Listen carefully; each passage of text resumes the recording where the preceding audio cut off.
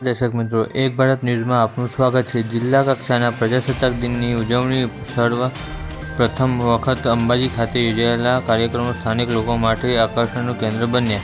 આજ રોજ 26મી જાન્યુઆરીના 76મા પ્રજાસત્તાક દિન નિમિત્તે ઉજવણી દેશભરમાં થઈ રહી છે, ત્યારે બનાસકાંઠા જિલ્લા કક્ષાની પ્રજાસત્તાક દિનની ઉજવણી શક્તિપીઠ અંબાજી ખાતે કરવામાં આવી હતી, જ્યાં ગુજરાત સરકારના આરોગ્ય મંત્રી ઋષિકેશભાઈ પટેલ ધ્વજ ફરકાવી સલામી આપી હતી। આરોગ્ય મંત્રી ઋષિકેશ પટેલ ધ્વજ વંદન ગ્રાઉન્ડમાં ખુલ્લી કારમાં બેસી પોલીસ બટાલિયનનું નિરીક્ષણ કર્યું હતું, તેમજ પોલીસ પરેડ પણ સમગ્ર ગ્રાઉન્ડમાં ફરી હતી। સાથે પોલીસ ડોગ સ્ક્વોડ એ પણ કરતબ રજૂ કર્યા હતા। ત્યારે પોલીસ જવાનો દ્વારા હોર્સ રાઇડિંગ તેમજ ટ્રાફિક નિયંત્રણ માટે વપરાતા બુલેટ ચાલકો સાથે નિદર્શન કર્યું હતું। આ સિવાય અંબાજીની સ્થાનિક શૈક્ષણિક સંસ્થાઓ દ્વારા દેશભક્તિના સાંસ્કૃતિક કાર્યક્રમો પણ યોજવામાં આવ્યા હતા। જોકે આ વખતે જિલ્લા કક્ષાના પ્રજાસત્તાક દિનની ઉજવણી સર્વપ્રથમ વખત અંબાજી ખાતે યોજાયેલા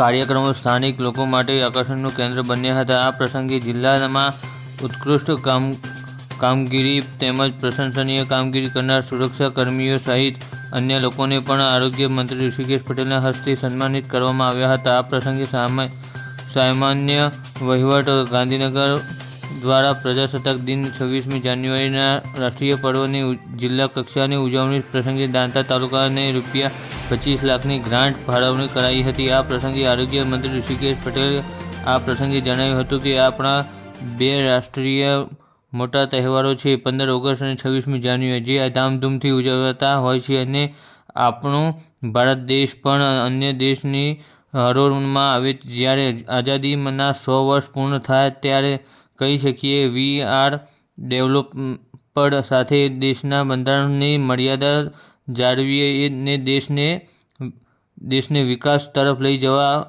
આહ્વાન કર્યું હતું। જોકે ધ્વજવંદન થયા બાદ બનાસકાંઠા કોંગ્રેસના સાંસદ જ્ઞાનીબેન ઠાકોર પણ આ પ્રસંગે અંબાજી પહોંચ્યા હતા અને ધ્વજવંદન બાદ રજૂ થયેલા વિવિધ સાંસ્કૃતિક કાર્યક્રમોને નિહાળ્યા હતા। સાથે તેમણે જણાવ્યું હતું કે લોકોમાં રાષ્ટ્રીય ભાવના પ્રબળ બને અને રાષ્ટ્રનું નામ બીજા રાષ્ટ્રની હરોળમાં અગ્રસર બને તેવી લાગણી વ્યક્ત કરી હતી। રિપોર્ટર મમતા નાઈ, અંબાજી।